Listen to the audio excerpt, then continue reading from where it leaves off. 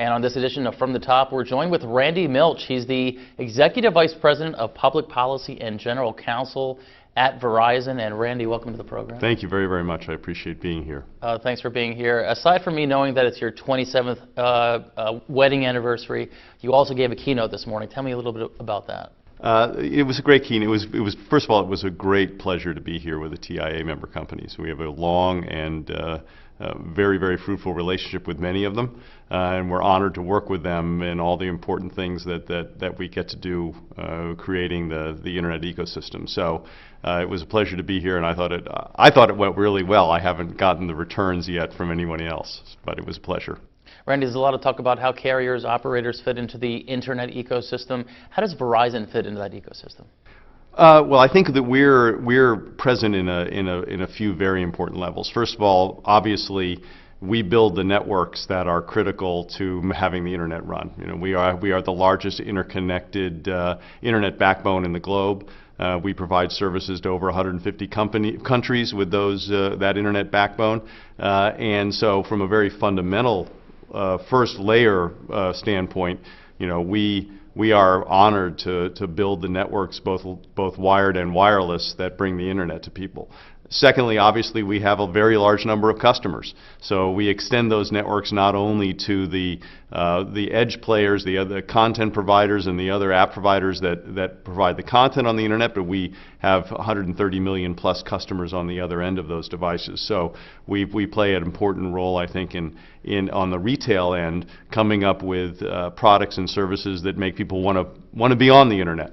And finally, we have begun and are working very, very diligently on creating solutions to many very difficult problems that our society faces, from healthcare to education to energy, and being able to bring together the power that the network brings, along with applications and solutions for society. We think that we have a very big role to play, and are eager to continue to expand in that area. So I think that it's a multiple set of layers in the internet ecosystem.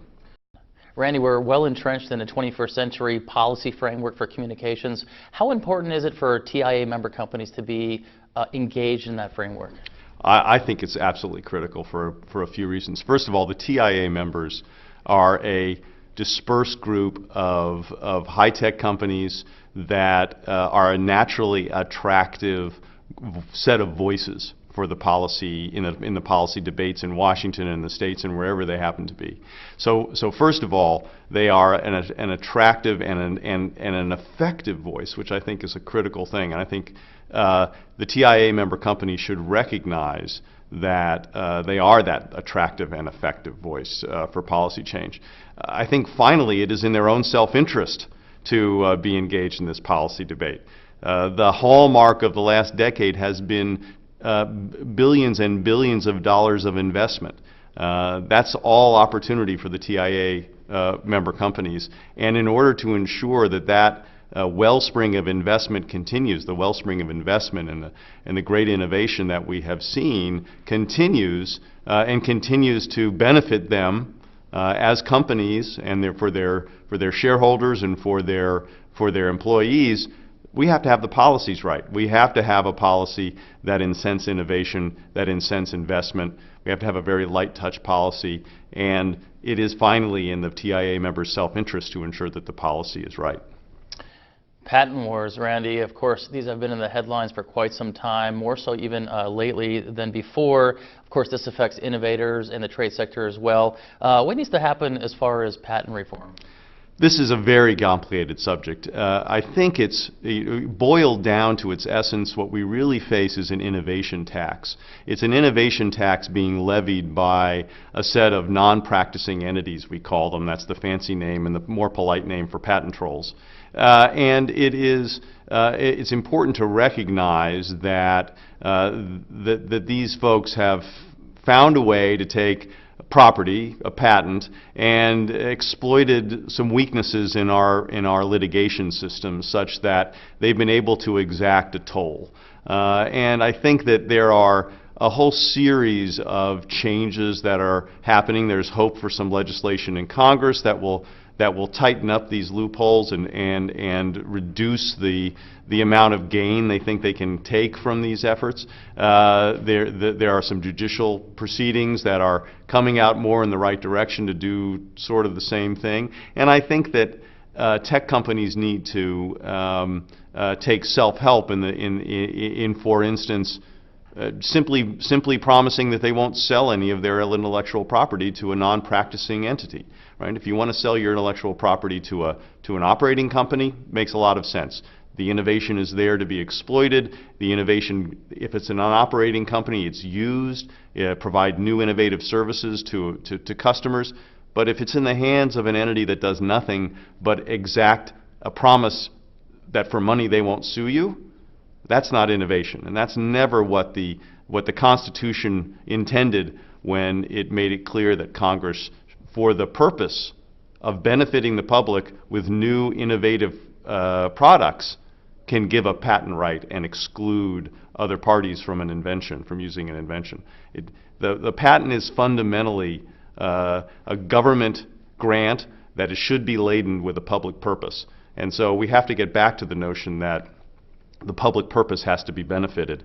And I think that we can take steps along a whole range of areas in order to deal with the innovation tax that non-practicing entities are now levying on the tech sector.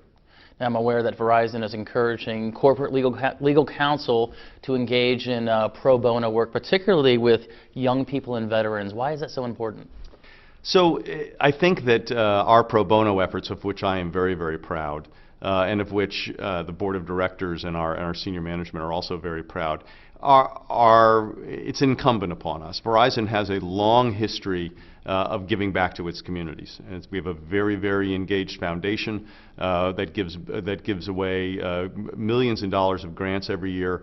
We have employees that provide hundreds of thousands of hours of volunteerism every year, and the legal department was one area that was behind on that, with the skills that we can bring to bear.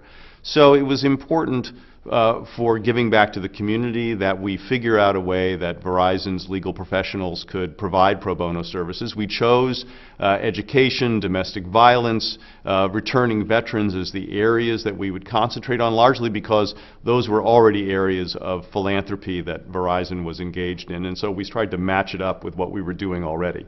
I think secondarily, although I think it's of equal importance, it makes the lawyers feel great. I mean, they spend many, many hardworking hours ensuring that Verizon's shareholders and customers and employees, provide services consistent with the law and fairly act fairly with our competitors and fairly with our entire ecosystem. It's great for them to be able to spend some time with a returning veteran getting those disability benefits, or with a victim of domestic violence, making sure that someone who is a battered spouse, can get asylum here in the United States, or can get immigration status here in the United States. It makes them feel wonderful. It's a wonderful thing to do. It's the right thing to do, and that's why we encourage it, and we're very proud of our program. Randy, thanks for your time. It was a pleasure being here. Thank you very much.